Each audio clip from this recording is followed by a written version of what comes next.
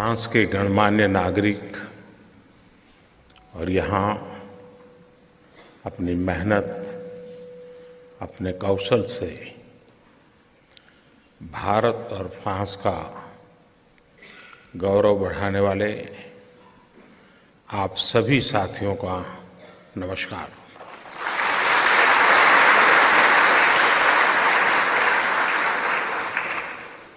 Bonjour, mes amis।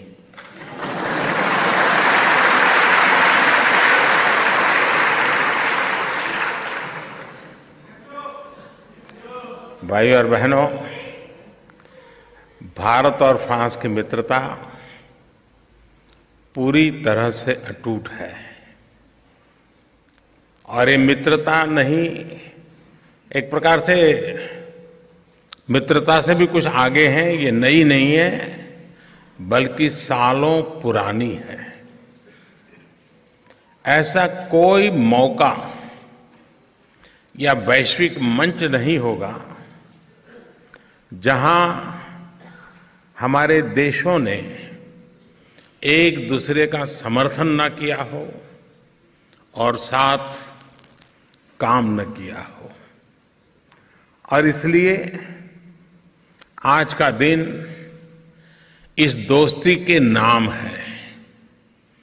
साथियों, अच्छी दोस्ती का मतलब ये है सुख दुख में एक दूसरे का साथ देना, चाहे जो भी परिस्थिति हो। जब भारत या फ्रांस में कोई भी अच्छी उपलब्धि होती हो तो हम एक दूसरे के लिए खुश होते हैं। मुझे लगता है कि भारत में फ्रांस की फुटबॉल टीम के समर्थकों की संख्या शायद जितनी फ्रांस में है उससे भी ज्यादा भारत में होगी।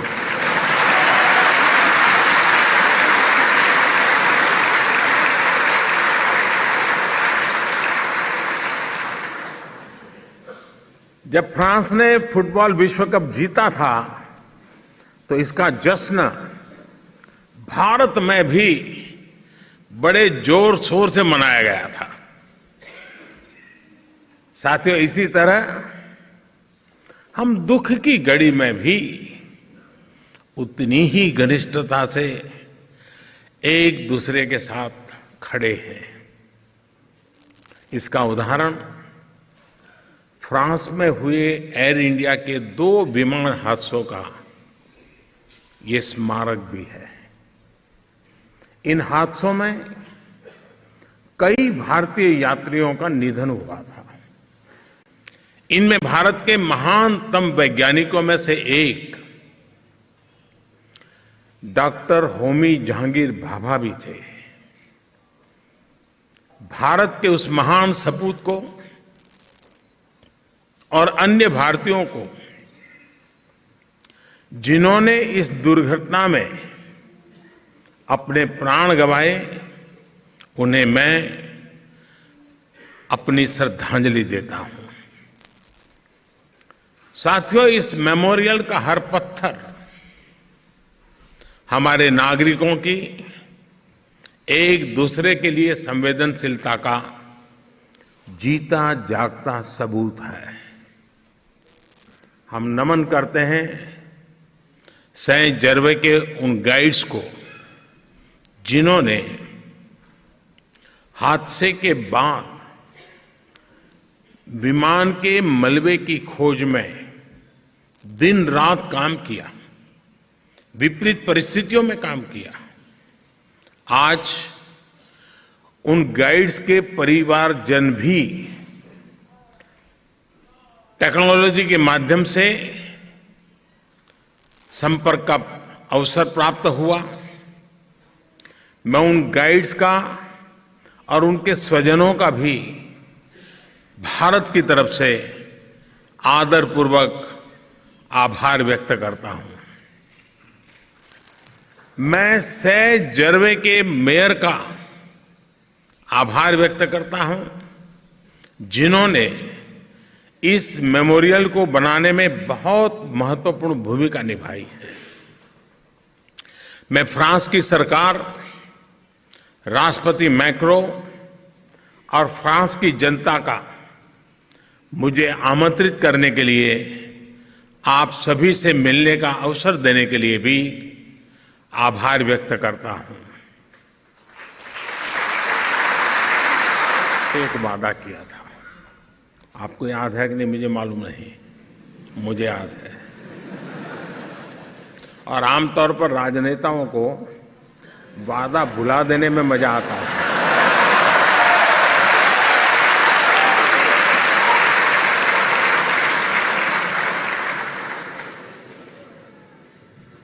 लेकिन मैं उस बिरादरी से नहीं हूं।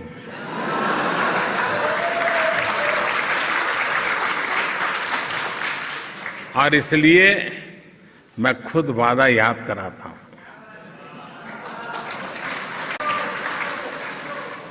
मैंने कहा था कि भारत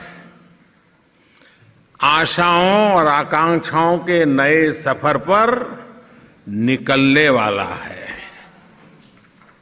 और आज जब आपके बीच आया हूं तो नम्रता के साथ, बड़े विश्वास के साथ कह सकता हूं कि हम न सिर्फ उस सफर पर निकल पड़े, बल्कि 130 करोड़ भारतवासियों के सामूहिक प्रयासों से भारत तेज गति से विकास के रास्ते पर आगे बढ़ रहा है।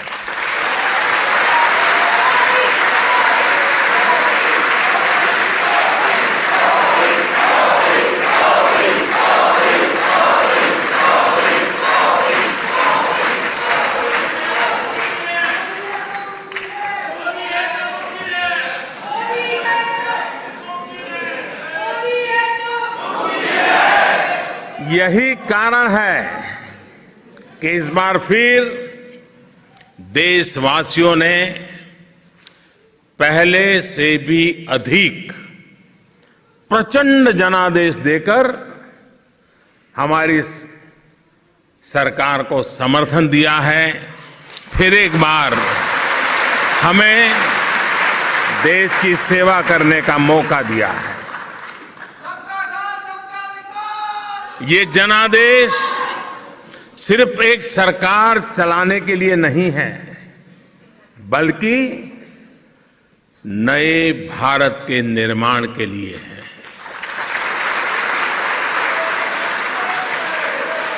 एक ऐसा नया भारत जिसकी समृद्ध सभ्यता और संस्कृति, उस पर पूरे विश्व को गर्व हो, और जो 21वीं सदी की आधुनिकता को भी लीड करें।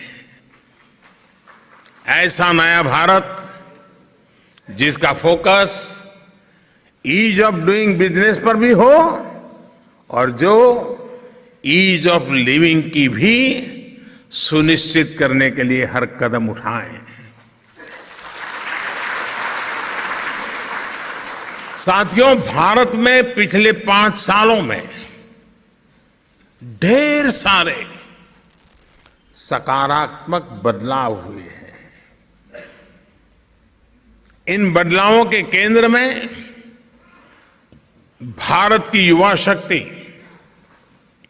भारत के गांव, गरीब, किसान, ये नारी शक्ति, ये उसके केंद्र बिंदु में रहे हैं। मैं फुटबॉल प्रेमियों के देश में आया हूं, और जब फुटबॉल प्रेमियों के बीच में आया हूं तो आप भली भांति जानते हैं गोल का महत्व क्या होता है।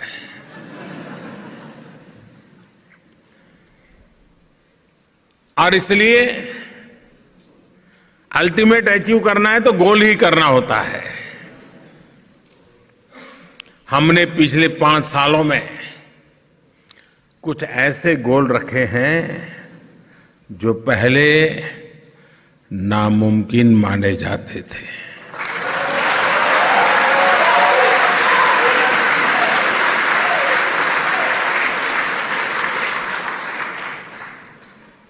लेकिन टीम स्पिरिट की भावना से हमने उन लोगों को, उन लक्ष्यों को साकार करके दिखाया है।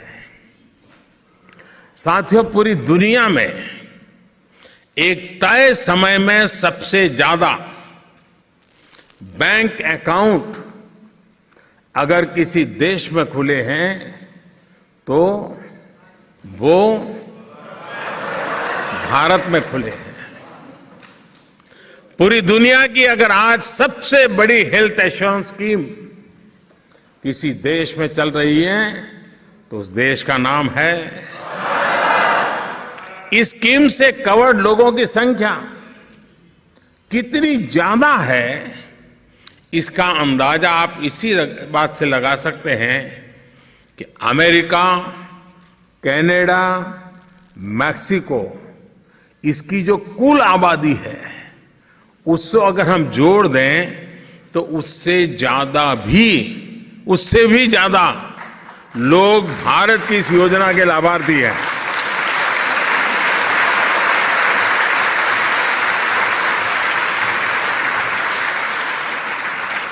साथियों, पूरी दुनिया ने टीबी को समाप्त करने का लक्ष्य साल 2030 तक रखा है। पूरे विश्व ने 2030 तक इस काम को पूरा करने का तय किया है। लेकिन ये नया हिंदुस्तान है। आपको गर्व होगा कि जिस गति से हम इस पर काम कर रहे हैं उससे भारत इस लक्ष्य को 5 साल पहले 2025 में पूरा कर देगा।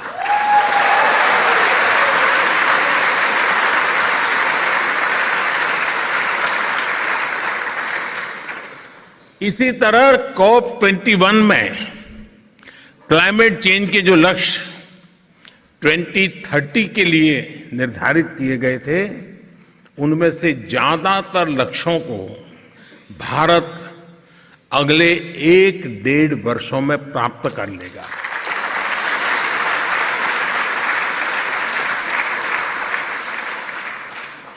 देखिए, हिंदुस्तान वही है, गांधी भी वही है, आप भी वही है। गांधी की शताब्दी भी मनाई गई, गांधी के 125 साल भी मनाए गए। इस बार गांधी के 150 मनाए जा रहे हैं और अब तक दुनिया के 124 देशों के टॉप मोस्ट सिंगर्स, म्यूजिशियंस ने वैष्णव भजन तो तेने रे कहिए ये गाया है।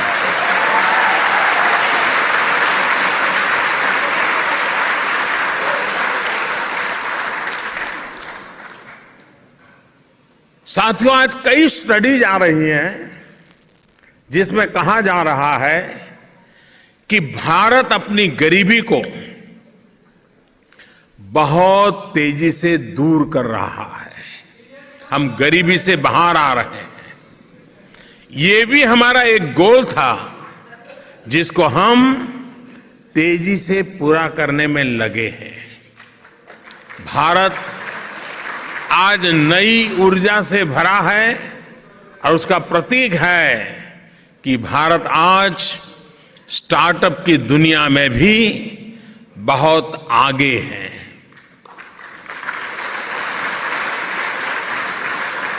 छोटे छोटे शहर के टैलेंटेड युवा एक से बढ़कर एक इनोवेशन कर रहे हैं। साथियों, ये भी सच है कि पिछले 5 सालों में हमने देश की अनेक कुरीतियों को रेड कार्ड भी दे दिया है।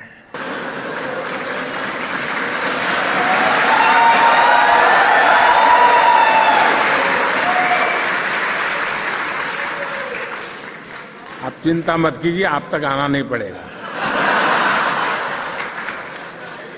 हम वहीं जाते हैं जहां सही जगह होती है।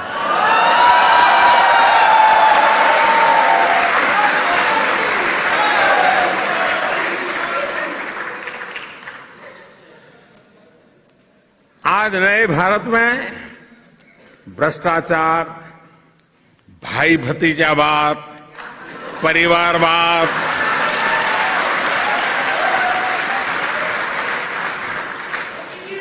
जनता के पैसे की लूट, आतंकवाद,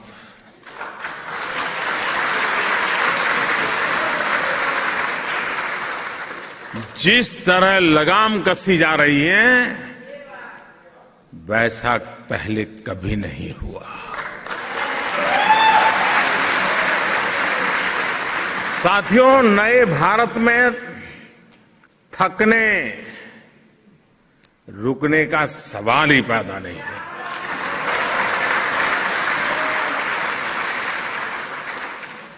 नई सरकार को बने ज्यादा दिन नहीं हुए हैं, अभी सिर्फ 75 दिन हुए हैं, 100 दिन होना बाकी है। और ये दिन तो किस चीज के लिए होते हैं? सरकार बनने के बाद स्वागत सम्मान होते, फूल मालाएं होती हैं, जय जयकार चलता है। हम उस चक्कर में नहीं पड़े।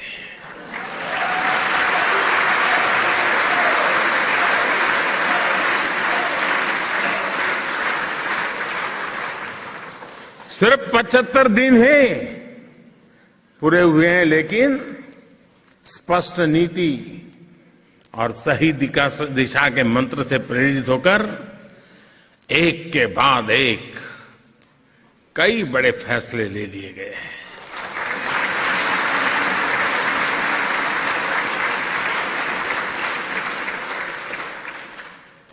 नई सरकार बनते ही जल शक्ति के लिए एक नए मंत्रालय को बनाया गया, जो पानी से संबंधित सारे विषयों को होलिस्टिकली देखेगा।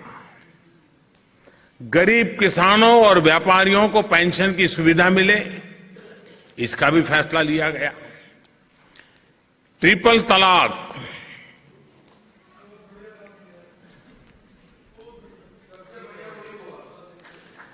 एक अमानवीय कृति,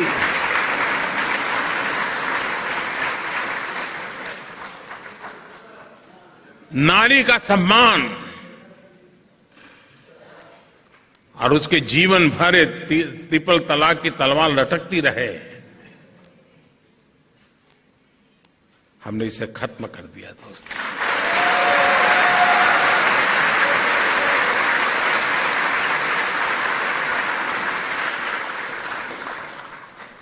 कोई माने या न माने, कोई लिखे या न लिखे, कोई बोले या न बोले, कोई बोल पाए या न बोल पाए, लेकिन इन करोड़ों बेटियों के आशीर्वाद आने वाली सदियों तक भारत का भला करने वाले हैं।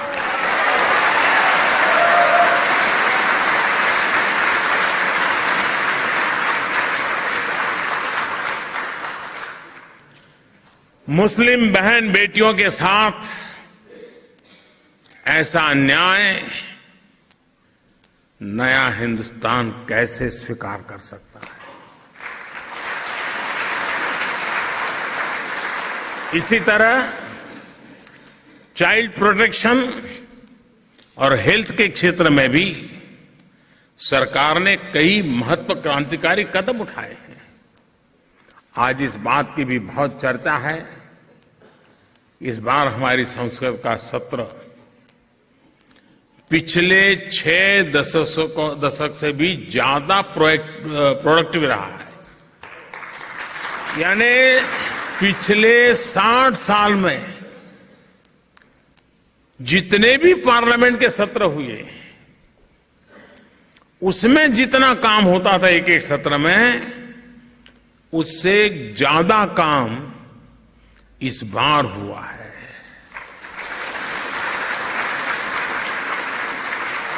ये क्यों हुआ? क्यों हुआ? नहीं, क्यों हुआ? अरे मोदी है तो मुमकिन है, इसलिए नहीं हुआ है। ये इसलिए हुआ कि देश की जनता ने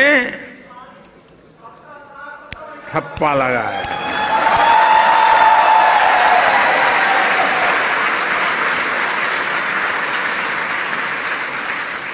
ये 125 करोड़ देशवासियों की ताकत है, ये लोकतंत्र की ताकत है, और उसका दबाव होता है जो देश हित के काम करने के लिए हर किसी को प्रेरित भी करता है, मजबूर भी करता है।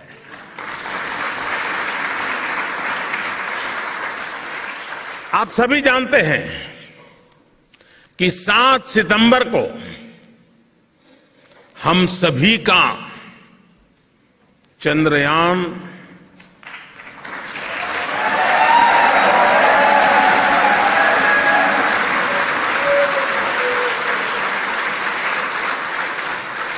चांद पर उतरने वाला है। इस उपलब्धि के बाद चांद पर उतरने वाला भारत दुनिया का चौथा देश बन जाएगा।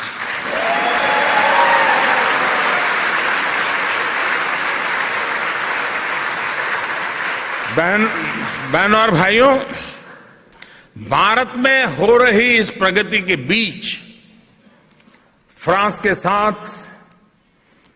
हमारे सदियों पुराने संबंध दिन प्रतिदिन मजबूत हुए हैं। एक दूसरे की आवश्यकताओं को ध्यान, एक दूसरे के प्रति संवेदनशीलता, एक दूसरे के प्रति विश्वास को लेकर हम आगे बढ़ रहे हैं। भारत और फ्रांस एक दूसरे के लिए लड़े भी हैं और जिए भी हैं।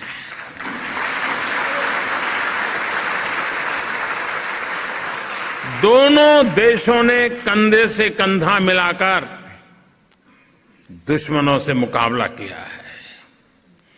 यही वो धरती है जहां प्रथम विश्व युद्ध में 9,000 भारतीय सैनिकों ने फ्रांस के सैनिकों के साथ मानवता के पक्ष में लड़ते हुए अपने प्राणों की आहुति दे दी।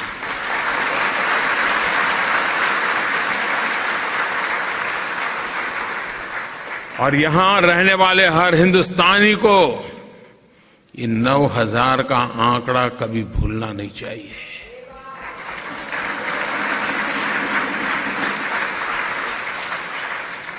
साथियों, हमने फासिज्म और एक्सट्रीमिज्म का मुकाबला भारत में ही नहीं बल्कि फ्रांस की धरती पर भी किया है। हमारी दोस्ती ठोस आदर्शों पर बनी है। दोनों देशों के चरित्र का निर्माण लिबर्टी, इक्वलिटी और फ्रेटर्निटी के साझा मूल्यों से हुआ।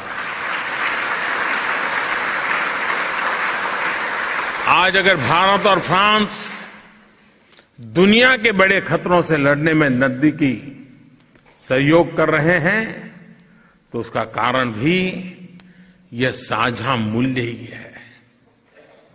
चाहे वह आतंकवाद हो या फिर क्लाइमेट चेंज, लोकतंत्र के मूल्यों को इन खतरों से बचाने की हमारी कलेक्टिव रिस्पॉन्सिबिलिटी को हमने भली भांति स्वीकारा है।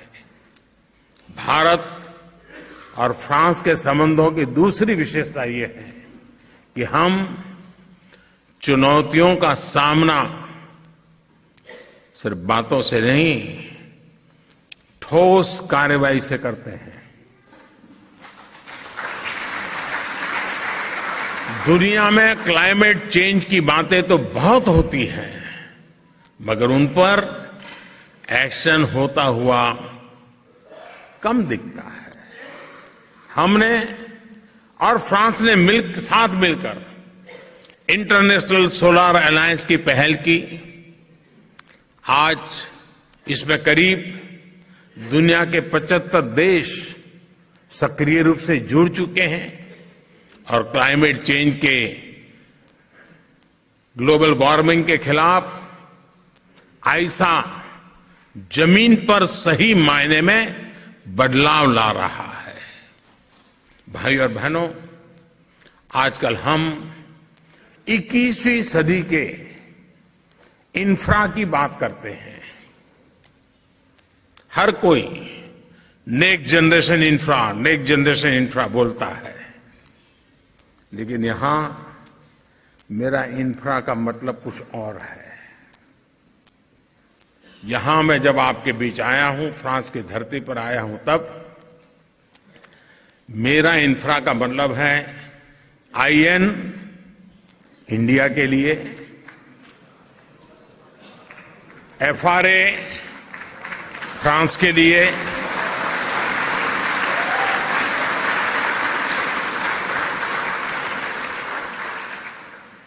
आईएन प्लस एफआरए यानी इंडिया और फ्रांस का तालमेल अलायंस इंफ्रा।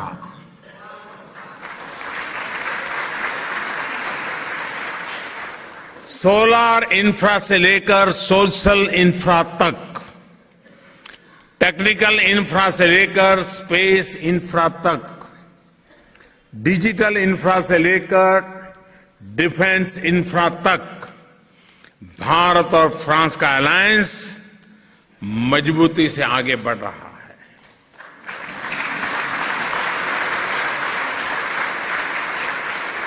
भारत में स्मार्ट शहरी व्यवस्थाओं के निर्माण और इंटेलिजेंट ट्रांसपोर्टेशन में भागीदारी से भी दोनों ही देशों को लाभ मिल रहा है। भाइयों और बहनों, फ्रांस में भारतीय वैज्ञानिकों और इंडिया में फ्रेंच टेक्नोलॉजी का बड़ा सम्मान है। आप में से कई लोग फ्रांस में भारत की वैज्ञानिक प्रतिभा को रिप्रेजेंट कर रहे हैं। एटॉमिक एनर्जी, एरोस्पेस टेक्नोलॉजी और दूसरे हाईटेक एरियाज में दोनों देशों के सिग्नेचर प्रोजेक्ट्स जुड़े हुए हैं। फ्रांस में दुनिया के इकलौते फ्यूजन रिएक्टर बनाने के प्रोजेक्ट में भी भारतीय प्रतिभा भागीदार है। यही सदी का बहुत महत्वपूर्ण वैज्ञानिक प्रोजेक्ट है। जब यह टेक्नोलॉजी आने वाली पीढ़ियों को अपार ऊर्जा उपलब्ध कराएगी, तो उसमें आपका भी योगदान होगा। सोचिए, कितना गर्व होगा हर भारतीय को। साथियों, भारत से आपका रिश्ता मिट्टी का है।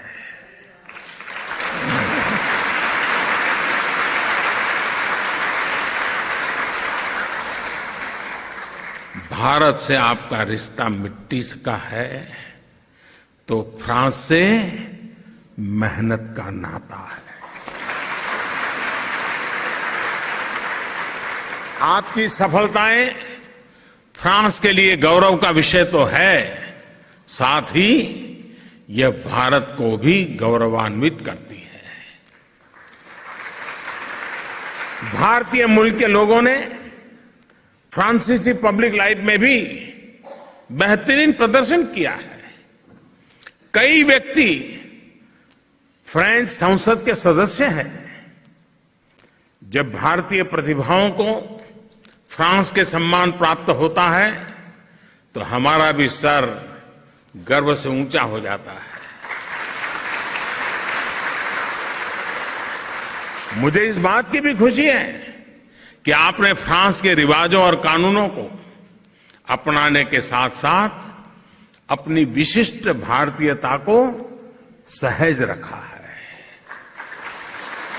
मुझे बताया गया है कि गणपति महोत्सव पेरिस के कल्चरल कैलेंडर की मुख्य विशेषता बन गया है।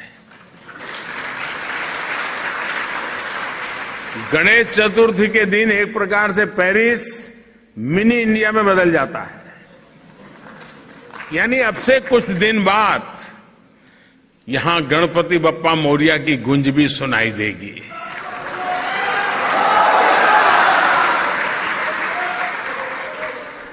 मेरी शुभकामनाएं आपके साथ है। और कल जन्माष्टमी का पवित्र पर्व भी है।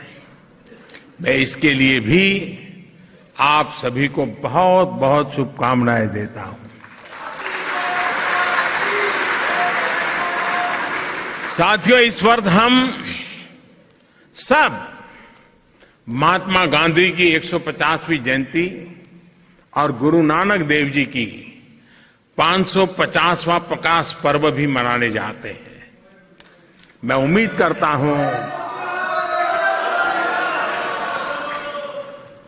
करता हूं कि आप में से कुछ लोगों ने गांधी क्विज में भी भाग लिया होगा। अगर रह गए हैं तो अभी भी मौका है। भाइयों और बहनों, देश के विकास के लिए आपका योगदान भारत के लिए बहुत बड़ी ताकत है। भारत और फ्रांस के रिश्तों की मजबूती के मूल में भी सिर्फ सरकारें नहीं हैं, बल्कि आप जैसे नागरिक हैं।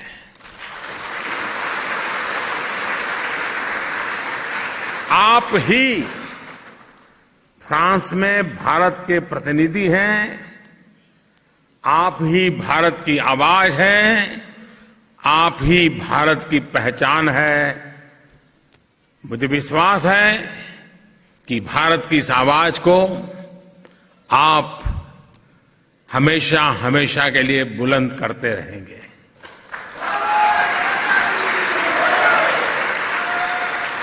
और मैं हमेशा हमेशा इसलिए कहता हूं कि अब हिंदुस्तान में टेम्पररी के लिए व्यवस्था नहीं है।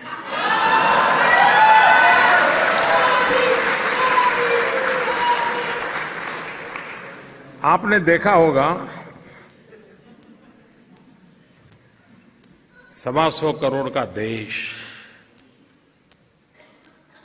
गांधी और बुद्ध की धरती, राम और कृष्ण की भूमि, टेम्पररी को निकालते निकालते 70 साल चले गए।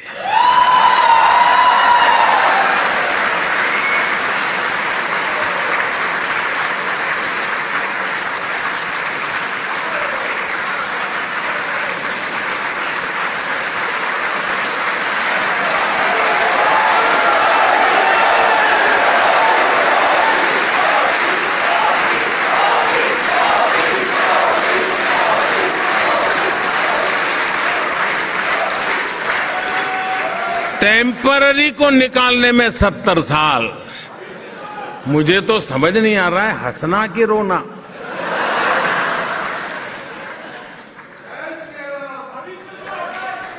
खैर साथियों,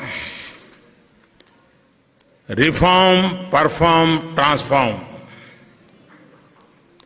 और परमानेंट व्यवस्थाओं के साथ, पक्के निर्धार के साथ देश चल पड़ा है, चलता रहेगा, मकसद को भी पूरा करेगा, मंजिल को भी प्राप्त करेगा। इन सब विश्वास के साथ फिर से एक बार आप सभी का बहुत बहुत आभार, धन्यवाद। भारत माता की, भारत माता की।